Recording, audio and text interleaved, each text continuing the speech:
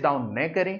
आप पिछली बार 5-10 नंबरों से रहे हो, अब की बार आपका होगा, बस आप थोड़ा सा काम कर लो जो मैं बता रहा हूं, क्योंकि आपको ये जो कर रहे हैं वो काम आपको नहीं करना है। जो इनको रूल बता रहे हैं वो आपके ऊपर लागू नहीं होते भैया। आप एकदम 10 कबड्डी मोह करें, थोड़ा सा ही बचेड़ा होते और अब की बार आपका सिलेक्शन भी कंफर्म है। अगर थोड़ा सा कॉन्फिडेंस अपना अच्छा रखो, लेकिन अहंकार न रखो कि मुझे सब कुछ आता है। क्यों? क्योंकि इनमें सबसे बड़ी प्रॉब्लम तो यह है कि मुझे सब कुछ आता है, मैं पढ़ूं के, ये सबसे बड़ी प्रॉब्लम। के पढ़ो यार, ओही आवे वही आवे वही आवे, ये अहंकार नहीं लाना है। वापस पढ़ना तो आपको है, निराश नहीं होना है। आपका आपकी बार सिलेक्शन कंफर्म है, मिठाई लेके आप आ सकते हो। अगर आप थोड़ा सा 4 महीने जो है, अगर 4 महीने तुम तीनों को ही योगी बनना होगा, तीनों प्रकार के लोगों को बनना तो योगी ही पड़ेगा। योगी का अर्थ होता है कि वो सारी दुनियादारी से दूर हो जाता है। योगी का मतलब ये होता है कि वो खाना पीना भी एक सीमित लिमिट में करेगा। योगी बनने का मतलब भी यही है कि वो कम सोएगा, यानी 6 या 7 घंटे जो पर्याप्त होता है। हे पार्थ, योगी बनो योगी। तो इन 4 महीने में जो योगी जीवन जिएगा वो तो ता उम्र खुश रहेगा।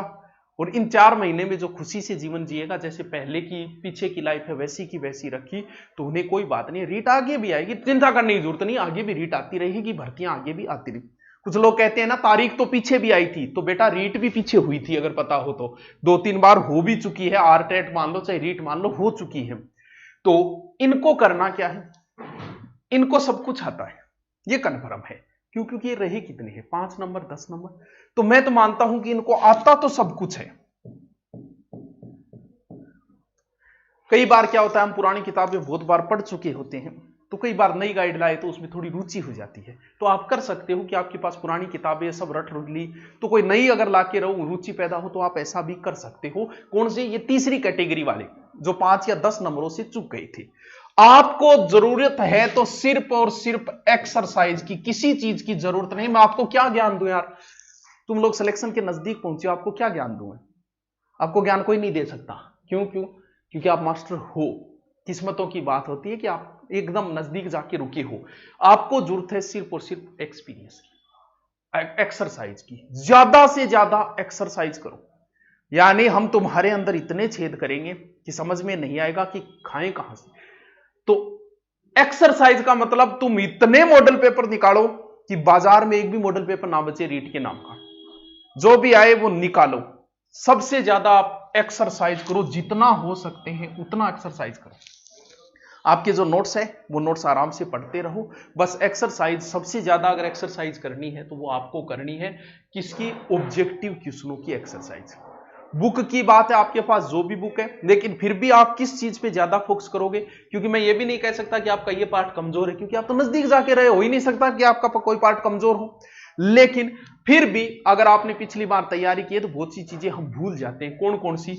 जैसे सबसे ज्यादा अगर आपको पढ़नी है तो शिक्षण विधियां पढ़नी है और साइको, क्योंकि ये एक ऐसी चीजें हैं जिसमें कभी सीधे क्वेश्चन नहीं आएंगे। रीट वालों को सबसे ज्यादा परेशान करती है तो साइको और शिक्षण विधि। साइको के ऐसे 4-4 लाइन के क्वेश्चन आते हैं। सेकंड ग्रेड की साइको इजी आती है, फर्स्ट ग्रेड की इजी आती है, लेकिन रीट की नहीं आती। ऐसे आती हैं कि पहली लाइन पढ़ने के बाद दूसरी लाइन में जाए तो ये समझ में नहीं आता कि पहली लाइन में पूछा क्या है। वो रीट की साइकोलॉजी, क्योंकि सीधे कोई नहीं पूछता, मनोविश्लेषणात्मक सिद्धांत किसने दिया, तथ्यात्मक कॉन्सेप्ट। इसलिए आपका जरूरी है कि आप रीट और शिक्षण विधियों का थोड़ा अच्छा अभ्यास करें, और अभ्यास भी कौन सा? ज्यादा से ज्यादा ऑब्जेक्टिव निकालें। बाकी आपको कोई बताने की जरूरत नहीं, आप ये करो, ये पढ़ो, वो पढ़ो। आप चूक गए हो, बाकी आप अच्छे खिलाड़ी हो, तो आपको तो बाहर ही कर देते हैं। क्यों? क्योंकि आप में से लगभग बच्चों का होना ही है सिलेक्शन। अब क्या करें? कैटेगरी 2 और बच गई। ये पढ़े भी हैं, अच्छा अध्ययन किया इन लोगों ने, लेकिन थोड़ा सा ज्यादा दूर रह गई। इनको क्या करना पड़ेगा? पहली बात, इन्होंने भी कोचिंग कर ली है, इन्होंने भी कोचिंग कर ली है, इन्हें भी आता है सब कुछ, इन्हें भी सब कुछ आता है, लेकिन इनका कोई ना कोई पार्ट कमजोर जरूर है, तभी तो ये इतना पीछे रह गई। आपका काम ये है, आप आराम से जिस हिसाब से पिछले बार पढ़े थे पढ़ते रहो।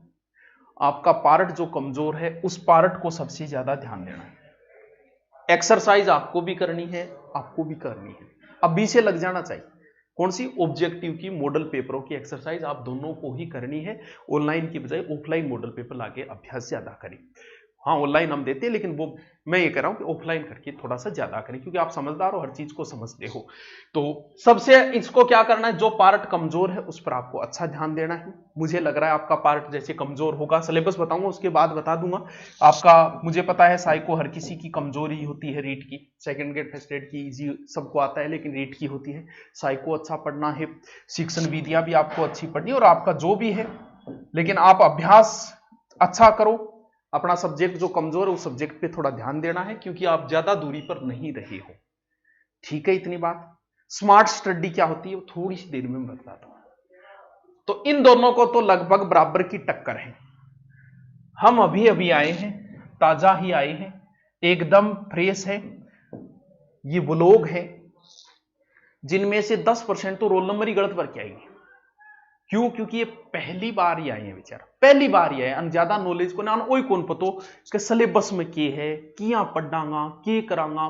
क्यों? क्योंकि इन्होंने कोई कोचिंग भी नहीं ली अभी तक, और अब कोचिंग लेने का मुझे नहीं लगता कि सरकार मौका देगी, अप्रैल तक हुई तो इनके तो बड़ी समस्या आ रही है। अब देखते हैं कि इनकी समस्या का क्या समाधान होगा। देखिए, अब मैं एक बार आपको रीट का सिलेबस बताता हूं, नॉर्मल बता रहा हूं, ऊपरी ऊपरी। देखिए, 2 भाषाएं आएगी, मैं मान लेता हूं कि एक हिंदी है और एक संस्कृत ले लेता हूं, क्योंकि लगभग बच्चे संस्कृत लेते हैं। ठीक है, कितने? 30 क्वेश्चन, 30 क्वेश्चन। फिर आपकी बाल मनोविज्ञान जो भी साइको लिख देता हूं। ठीक है, कितने क्वेश्चन है? 30। और फिर जैसे मान लो कोई एसएस का है या फिर साइंस का है, जिसका भी है उसके कितने हैं? 60। टोटल कितने क्वेश्चन हो गए? 150। पहला काम क्या करना है, ये काम तीनों को ही करना है। आपका जो भी सिलेबस है आपके सामने होना चाहिए। नंबर 1 बात बताने की जरूरत नहीं है, फिर भी बता रहा हूं, आप हमेशा कुर्सी पे बैठ के, आपके सामने मेज और कुर्सी हो तो उससे अच्छी पढ़ाई कोई नहीं है। लेट के कभी सो के पढ़ा नहीं जाता है, सो के सोया ही जाता है। ऊंट की तरह सोएगा और सो के पढ़ा होना कद्दी याद करी, क्योंकि रीट का सिलेबस ही ऐसा है कि आप सो के पढ़े। हिंदी में अभ्यास चाहिए, संस्कृत में अभ्यास चाहिए, अगर आप साइंस के हो तो मैथ में अभ्यास चाहिए। तो आप सो के पढ़ कैसे रहे? मेरे तो ये समझ में नहीं आया। सो के क्या होता है, अगर थकावट आ गई, थोड़ा सा 1 घंटा पढ़ रहे हो, फिर थकावट आ गई तो उसको रिवीजन करते समय थे बेड के ऊपर पढ़ सको, टांगड़ा ऊंचा नीचा कर सको। लेकिन इस सो के आप, यानी आपके सामने सिलेबस टंगा होना चाहिए चारों। आपको लग रहा होगा कि इससे क्या होगा, इसका आपको फायदा जब मिलेगा तब होगा। आप करो, मेरे कहने पे एक बार कर लेना, सिलेबस एक बार चिपका लेना। आपका जो भी सब्जेक्ट का सिलेबस है वो एक बार चिपका लेना। आप जहां बैठ के पढ़ाई करो, बस इतना सा कहना मान लो था, सोगल आ गई। ठीक है, इतो काम करिए, इसका आपको अनुभव आपको पता चलेगा लास्ट महीने की, हाँ इस सिलेबस से मुझे क्या फायदा हो, जो मेरे सामने हमेशा रहता था। पढ़ते समय भले तीनों ही हो, तीनों के लिए ये रूल लागू होगा। पढ़ते समय आपके पेन हमेशा ही पास में होना चाहिए। ये नहीं कि आप बिना पेन ही पढ़ रहे हो, भले आप किताब पढ़ रहे हो, नोट्स नए बना रहे हो, तो भी आपके पास पेन होना चाहिए, ताकि आपको पता तो चले आप कहां हो, क्या पढ़े। यानी पेन हमेशा आपके पास होना चाहिए। और जो व्यक्ति लिख लिख के पढ़ता है उसे यह पता, क्योंकि अगर आप लंबे समय तक पढ़ रहे हो तो एक बार दिमाग ऐसा कहेगा कि तेरी याद ही नहीं हो रहा। तो अगर लिख लिख के पढ़ते हो, लिखना कैसे है, रफली नोट्स बनाते हो, बहुत अच्छी बात है। नोट्स कैसे बनाने वो भी मैं वीडियो डाल रखा है, देख लेना, उस चैनल पे है। लेकिन लिखते में कैसे पढ़ना है, रफली। काम की चीजें एक किताब के अंदर, काम की चीजें एक पेज के अंदर मुश्किल से 50 लाइन है, तो उसमें काम की लाइनें होती है 15। बाकी सिर्फ कनेक्टिंग वर्ड होते हैं, भले किसी की पढ़ो, जैसे हम महाराणा प्रताप को पढ़ रहे हो, बाकी सारे कनेक्टिंग वर्ड है कि महाराणा प्रताप के पिता का नाम महाराणा उदय सिंह था। ये कनेक्टिंग वर्ड है, या काम का वर्ड उदय सिंह है। तो फिर कैसे बनाना, हेडिंग डाली। अगर आप रफली कर रहे हो, नोट्स बनाना है तो अलग है। मान लो आप रफली कर रहे हो, रफली में आपको क्या लिखना है, सिर्फ उदय सिंह लिखना है। रफली चल रहा है, ऐसे ही पढ़ना है। अब के बाद उदय सिंह लिख दिया। महाराणा प्रताप का जन्म 9 मई 1540 से कुंभलगढ़ दुर्ग में। या काम की बात कौन सी, बाकी सब कनेक्टिंग वर्ड है। काम की बात है 9 मई 1540 कुंभलगढ़। महाराणा प्रताप का राज्याभिषेक गोगुंदा में 1572 में हो। काम का वर्ड कौन सा है, गोगुंदा, 1572। मान लो आपने सारे चैप्टर लिख लिए, आपने ये वर्ड छोटे छोटे छोटे एक पेज के अंदर लिख लिए। अब इसको रिपीट कैसे मारना है ये समझो। उदय सिंह ये क्या था, महाराणा प्रताप के पिता, क्योंकि आपने सिर्फ उदय सिंह लिख रखा है। 9 मई 1540 में क्यों महाराणा प्रताप को चला। कुंभलगढ़ क्यों, कुंभलगढ़ दुर्ग में। गोगुंदा में की चीज ही, यानी ये है रिपीट मारने का, ना कि आप पूरी किताब को रिपीट मारोगे, यानी बाकी कनेक्टिंग वर्ड है उनका कोई औचित्य नहीं होता है। तो इस तरीके से साइड में लिखते हुए पढ़ें, बहुत ही ज्यादा फायदा होगा आपको। रिपीट मारे तो वापस उस किताब को रिपीट नहीं मारना है, भले आप नोट्स पढ़ रहे तो भी यही फॉर्मूला काम में लेना है, आपका टाइम बचत बहुत ज्यादा होगा। ये तीनों को ही अपनाना है, ठीक है। ये सिलेबस मैंने बताया।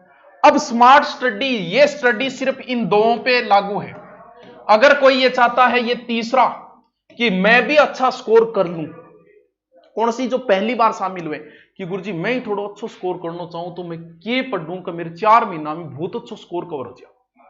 देखो क्या करना है, हिंदी के 30 में से 15 नंबर की शिक्षण विधि है, दूसरी भाषा की 15 नंबर की शिक्षण विधियां, और इनमें भी शिक्षण विधियां हैं। यानी अगर मान लो आप संस्कृत नहीं पढ़ते पूरी की पूरी, मान लेते हैं एक बार, लेकिन फिर भी आप शिक्षण विधियां कवर कर लेते हो, तो भी आपके आधे नंबर तो आ गए। करना क्या है आपको, शिक्षण विधियों की अलग से एक किताब बनाओ, नोट्स बनाओ। क्यों, क्योंकि 70% शिक्षण विधियां सबकी सेम है, सिर्फ नाम और भाषा बदलती है। 70% शिक्षण विधियां सेम है। शिक्षण विधियों पे अगर आप कवर करते हो अच्छी तरीके से, तो भी आप पास मार्किंग कर सकते हो अच्छी तरीके से। क्यों, क्योंकि बाकी कुछ तो मैटर आता होगा। ये इन दोनों को तो अच्छी तरीके से, और ये पहली बार में बहुत कुछ करना चाहते हैं तो उनके लिए है कि शिक्षण विधियों को अच्छी तरीके से एक नोट से एक किताब में बनाओ, क्योंकि 70% शिक्षण विधियां सेम है जिनका अभ्यास पे डिपेंड है। हिंदी मुझे पता है ग्रामर लगभग कर दोगे, 15 नंबर की ग्रामर में 10 नंबर आप करके आ जाओगे, लेकिन शिक्षण विधि में 15 में से नहीं कर पाओगे अगर आपने अच्छा अध्ययन नहीं किया। क्यों, क्योंकि ये भी आपके लिए बहुत अहम रोल है।